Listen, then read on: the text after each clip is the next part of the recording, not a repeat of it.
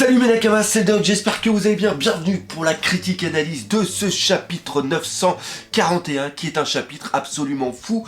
C'est un chapitre de fin de tome normalement, donc c'est normal qu'on ait autant d'informations, qu'on ait autant de révélations et qu'on ait un cliffhanger comme ça. D'ailleurs, je me suis bien planté, hein. Tonoyasu, il semblerait que ce soit pas l'enculé, ça soit vraiment un mec qui était hyper bon. Donc ça, je pense que c'est le côté positif, enfin on va imaginer, vous voyez, ça commence déjà.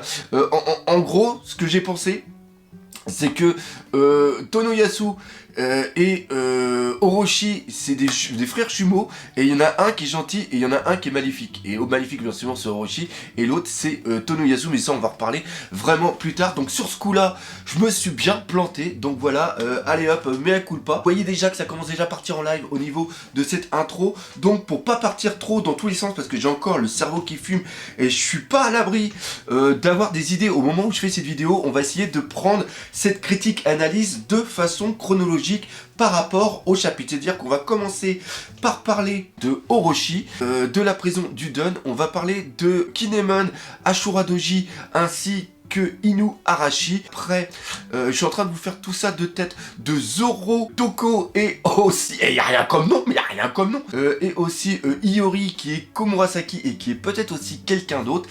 Et à la fin, on va parler de tout simplement Tonoyasu. Bref, accrochez-vous, parce que il va y avoir des choses à dire sur la critique analyse du chapitre de la semaine, le chapitre 941.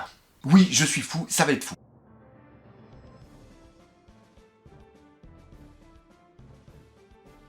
Alors, on va commencer par parler de Orochi. Orochi qui est en train de parler avec Fukuro Kuju. Le mec, c'est le chef justement des ninjas qui la garde rapprochée de Orochi. Et justement, il est là pour lui annoncer qu'ils ont enfin chopé le mec qui arrêtait pas de piquer du pognon pour le redistribuer aux pauvres. Le Robin des Bois, justement, de Wano Kuni.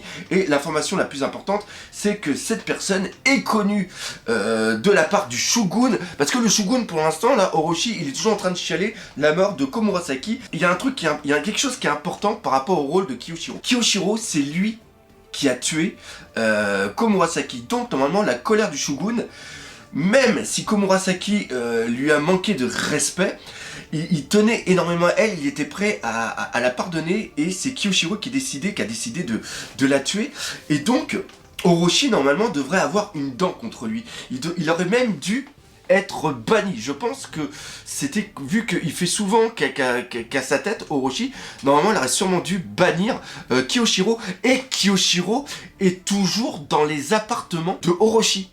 Il lui parle, parce que c'est dit, oui, on a déjà mis en place justement les escargots, je ne me rappelle plus comment ça s'appelle, les visio-escargots, je vais les appeler comme ça. C'est-à-dire qu'il a encore une place vraiment proche de Orochi, ce qui montre encore une fois, et là j'espère pas me planter, que normalement Kiyoshiro, c'est l'un des antagonistes de cet arc. Le fait que ils aient attrapé Ushimitsu n'est pas l'élément le plus important. L'élément le plus important, c'est que cette personne, qui est normalement Tonoyasu, est hyper connue de la part de Orochi. Orochi est surpris qu'il soit encore vivant, ce qui signifie que normalement il pensait qu'il était mort. La manière dont ce chapitre a été monté, c'est-à-dire qu'on va vraiment crescendo dans les informations. On a une première information qui nous met un petit peu en appétit par rapport au chapitre, en se disant « Oh putain, il y a des informations !» D'ailleurs, Ishiroda, souvent, il nous fait ça. Il nous fait « Oh là là, Ushimitsu et 3 petits points, et après, le reste, tu l'as dans 4-5 chapitres plus tard. » Non, là, il nous l'a directement annoncé à l'information. Mais Ushimitsu, c'est pas qui l'on croit. Donc ça, c'est ça.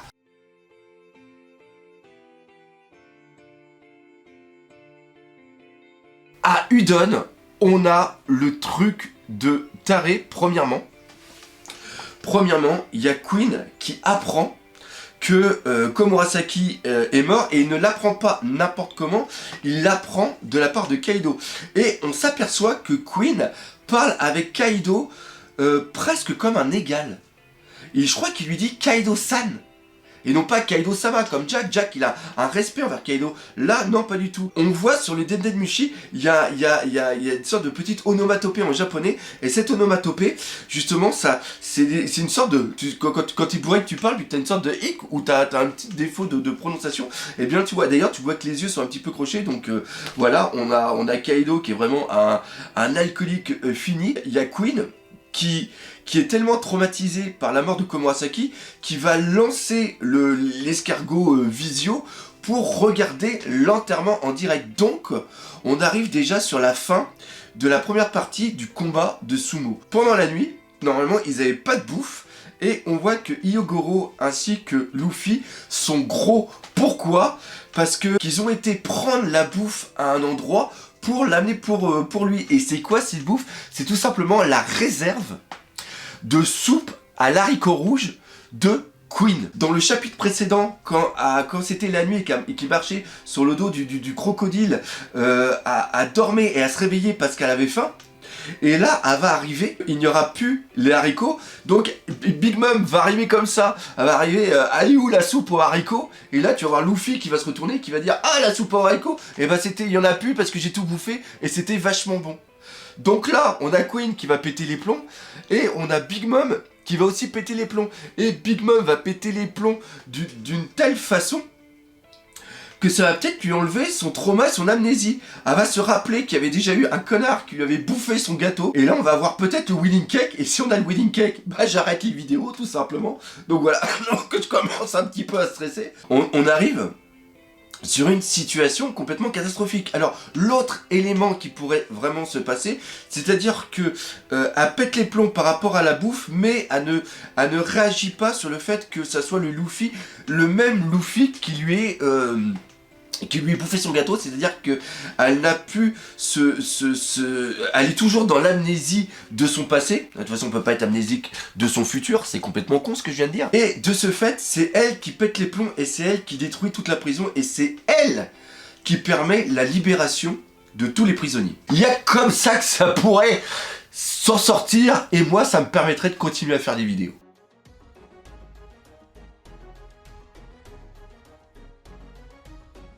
On passe maintenant sur la troisième partie. Troisième partie, c'est avec Ashura Doji. Ashura Doji, ancien fourreau rouge. Et ça, il faut bien s'en rappeler de Oden. Et maintenant, il se fait passer pour Shutenmaru, le chef des voleurs. On remet un petit peu ce qui s'est passé au préalable. C'est-à-dire, il y a plusieurs chapitres. Il y a Ashura Doji qui a dit à Kinemon... je ne fais plus partie, en gros je ne suis plus un fourreau rouge, il n'y a plus de samouraï. Oui, c'est des chats qui sont au Japon avec des casques, c'est des samouraïs, voilà, ça c'est fait, on n'a plus besoin d'en reparler. Ce qui se passe donc avec Ashura Doji, il a dit que pour moi il n'y a plus de samouraï, il n'y a plus de personnes qui sont dignes de confiance, donc maintenant je vis ma vie et j'en ai absolument rien à foutre de Wano Kuni. Et Kinemon a vraiment besoin d'Ashura Doji, donc il a mis en place un stratagème en allant voler déjà à Bakura des armes et des vivres, donc ça ils les ont volés pour eux, pour la rébellion, et ils ont laissé un message en faisant croire que c'était Shutenmaru. De ce fait, Oldham, qui est le dernier des abrutis, a vraiment cru ça, et lui qu'est-ce qu'il a fait? Tout simplement, il a été dans la montagne à Kuri, là où justement il y a le fief de Ashura Doji, et il a été cramer tout ça pour que les voleurs puissent sortir et pour leur latter la bouche. Ino Arashi pensait pas que ça allait aller aussi loin, et donc je pense qu'ils vont aller aussi à Kuri pour essayer d'intervenir sur le combat qu'il va y avoir. Donc vous voyez, là encore une fois, on est en situation de tension qui est absolument dingue. Et là, on va passer maintenant à la quatrième partie.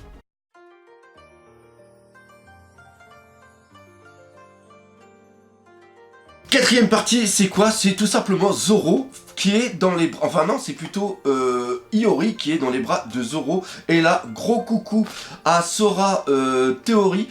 J'avais vu ton message sur Twitter. D'ailleurs, ça m'avait bien fait rigoler parce que j'avais fait justement une théorie il y a très longtemps. Comme quoi qu'à la fin, Iori va être avec Zoro. par rapport justement à la légende de Susanoo, hein, voilà, Susanoo, Orochi, etc., etc. Je vous invite d'ailleurs à regarder la vidéo si vous ne l'avez pas vue. Et donc voilà, donc ça c'est le petit effet comique.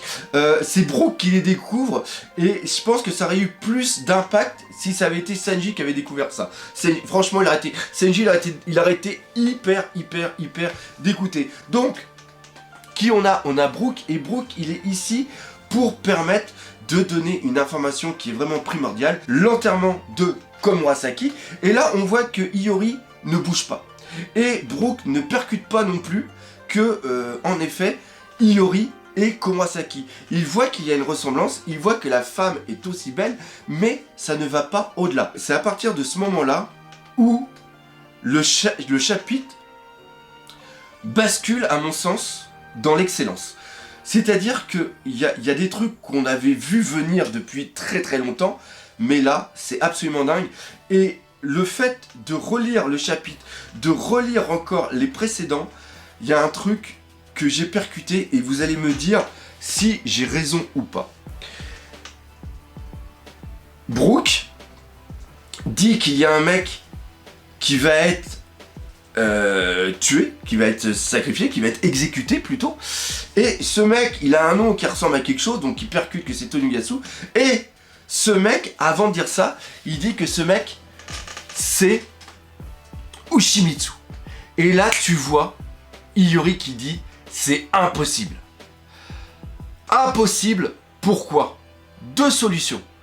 Soit Akone Ishimitsu et sait que ce mec est tellement puissant, peut-être Denjiro, qui est le dernier feu rouge justement qu'on cherche, et donc il est impossible qu'il se fasse attraper, ou alors on arrive dans un truc complètement fou, c'est-à-dire que Iori est Ushimitsu. Vous allez me dire, c'est complètement fou. Je vous dirai non, pourquoi? Premièrement, elle avait bien annoncé qu'elle était la fille d'une guerrière. Et donc, elle doit avoir ça dans le sang. Elle a dû survivre et elle a été élevée pendant plusieurs années par Kawamatsu. Kawamatsu était un fourreau rouge. Et donc, pendant plusieurs années, il a dû sûrement apprendre à Iori à combattre. Alors oui, je l'avoue, ça fait un petit peu, quand même, beaucoup même, écho à ce qui s'est passé avec Rebecca et justement le soldat mécanique. Mais je trouve que ça prendrait vraiment son sens ici. Le fait que on ait Tonuyasu qui arrête pas de donner depuis longtemps de l'argent, Toko ne peut pas gagner assez d'argent toute seule avec son salaire pour payer toutes les personnes qui sont à Ibisu. De ce fait, je pense que durant la nuit, on avait Iori qui allait voler l'argent et au matin, elle le donnait tout simplement à Toko. Et on peut aussi penser que tout l'argent qui avait été détourné, justement qu'elle le prenait aux riches, eh bien à dépouiller les riches pour après, comme ça aussi, le donner aux pauvres. Et donc pour moi, Iori et Ushimitsu. Pour moi, ça ne fait plus de doute. Et c'est pour ça qu'elle le dit. Elle le dit, c'est impossible. C'est impossible. Pourquoi? Parce que c'est moi. Et il y a aussi autre chose qui m'a fait un petit peu cogiter. Rappelez-vous quand Zoro, justement, aide Iori. Iori, elle est poursuivie depuis la capitale. Ce n'est pas n'importe quoi. Elle est poursuivie depuis la capitale par le mec dont je me rappelle plus le nom. Parce qu'il y a beaucoup trop de mecs, il y a beaucoup trop de noms en japonais et je vais jamais y arriver. Qui avait les deux faux. Eh bien... comment elle a fait pour échapper? On voit qu'elle a été blessée, donc elle a dû esquiver des attaques. Elle ne pouvait pas l'attaquer, pourquoi? Parce qu'elle devait protéger Toko. Mais je pense qu'elle a quand même assez d'expérience. Elle a appris beaucoup de choses par Kawamatsu pour... elle a des compétences guerrières qui permettaient d'esquiver les attaques. Donc oui, je pense, et maintenant j'en suis sûr, que Iori est Ushimitsu.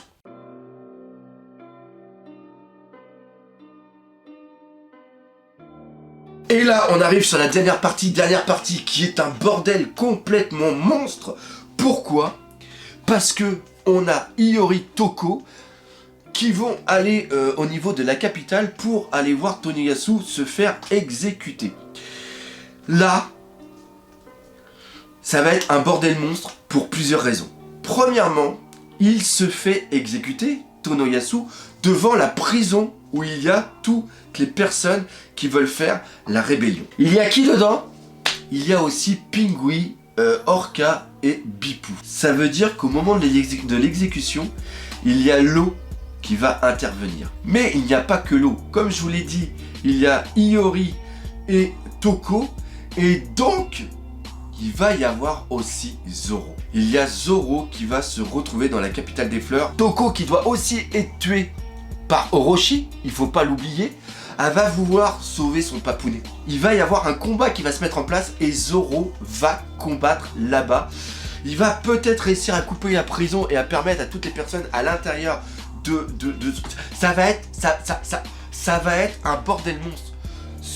D'autant plus qu'au préalable, il y a Tonoyasu qui va nous faire des putains de révélations. Premièrement, il va s'excuser pour quelque chose. Sûrement s'excuser du fait qu'il soit resté caché pendant plusieurs années. Et deux autres choses, il va faire deux révélations. Et il va faire des révélations sur son frère qui normalement ne doit pas être le Shogun, ou peut-être nous révéler qu'une personne est encore vivante. Ce qui se passe là en ce moment, c'est qu'on reprend le théâtre Kabuki, qui est en 5 actes. Les 2 premiers actes sont la présentation des personnages et les mises en situation. Et c'est exactement ce qu'on a là. C'est-à-dire que peut-être la semaine prochaine, on aura la fin, enfin la semaine d'après, parce qu'il y a une pause la semaine prochaine, on aura la fin du 2e acte. Et le 3e acte, c'est quoi? C'est là où on arrive à un moment tragique. Il y a un élément tragique dans le 3e acte. Et cet événement tragique, c'est la mort de Tonoyasu. Pourquoi? Parce que Tonoyasu a décidé de se sacrifier. Quand tu reprends le chapitre précédent, ce qu'il a fait à la fin, Tonoyasu, quand il va voir tout le monde, en vérité, il va pas leur dire bonjour. Il va leur dire adieu. Pourquoi? Parce que quand il a appris que tout le monde était emprisonné, qu'il y avait aussi cette chose par rapport au tatouage au niveau de la cheville, par rapport au fait que tout le monde est bien revenu d'il y a 20 ans, que la survie du clan d'Oden, Kuzuki, va être réalisée, il faut que le peuple soit au courant. Et pour que le peuple se réveille, et pour que le peuple se soulève contre le Shogun en place, il faut qu'il meure. Et c'est ça qui est génial. Le sourire, quand tu le vois partir, c'est l'accomplissement de son destin. On va faire quelques petites extrapolations sur le passé de Tonoyasu. Tonoyasu était le daimyo de la province de Akumai, qui était sous les ordres, c'est un daimyo, mais il était sous les ordres du Shogun Kuzuki, mais pas Oden, le père de Oden. Oden, lui, était aussi le daimyo de Kuri, la province de Kuri. C'est que à ce moment-là, je pense que Orochi était un guerrier, mais il n'était pas un daimyo. Et lui, ce qu'il voulait, c'était le pouvoir, et c'est pour ça, je pense que c'est lui qui a tué le Shogun, c'est-à-dire le père de Oden. Le père d'Oden étant mort, celui qui devait prendre sa place, c'est obligatoirement le fils, donc c'est Oden. Du fait qu'il a été dans l'équipage de Goldie Roger, il a montré à la population que Oden ferait vraiment un très mauvais shogun. Peut-être que la population, elle, aurait voulu, à la place de Orochi qui devienne shogun, aurait peut-être préféré que ce soit son frère, justement Tonoyasu. Et c'est pour ça que, peut-être en même temps de la mort du shogun, c'est-à-dire le père de Oden, il a aussi mis en place la mort de son frère, la mort de Tonoyasu. Et c'est pour ça qu'il est surpris que celui-ci ne soit pas mort. Une fois que les deux personnes qui peuvent prendre la place du shogun ne sont plus là, eh bien Orochi est devenu le shogun et après, pour vraiment neutraliser toutes les menaces, il a après décidé de raser carrément tout le clan Kusuki pour qu'il n'y ait plus personne qui puisse d'une façon légitime reprendre le trône sur lequel il s'est assis. Et je pense que c'est ça qui va être important. C'est-à-dire que Tonoyasu, quand il va annoncer quelque chose, il va annoncer qu'il est le frère, bien le frère de Orochi, et que Orochi a tué l'ancien shogun. Et imaginez que le père de Oden ait été un très bon shogun, ça va vraiment foutre un bordel.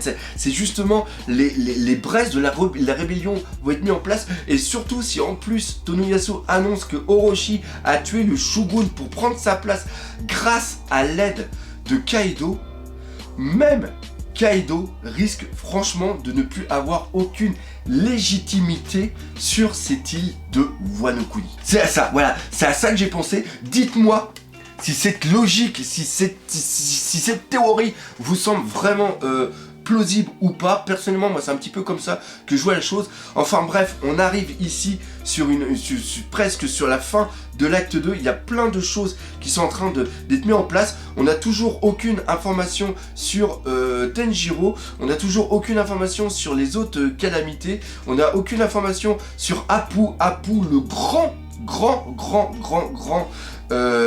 disparu, oublié de cet arc. Est-ce qu'il, dans cet arc, dans l'acte 3, est-ce qu'il y a des personnes extérieures à Wano Kuni qui vont arriver? Bref, je ne sais pas. Tout ce que je sais, c'est que voyant notre petit Tonoyasu va sûrement mourir, et ça serait vraiment excellent. Oui, je sais, je suis méchant de souhaiter la mort du papa de Toko, mais je pense que ça donnerait un côté vraiment tragique à cette œuvre, et on en a bien besoin. Donc voilà, c'est là-dessus que se termine cette critique analyse du chapitre 941. Encore une fois, si vous avez apprécié, n'hésitez pas à me soutenir sur Tipeee et aussi sur Utip. Partagez par les autour de vous, laissez des commentaires, et surtout, on n'oublie pas le principal, One Piece, c'est la vie. Allez, salut mes Nakamas.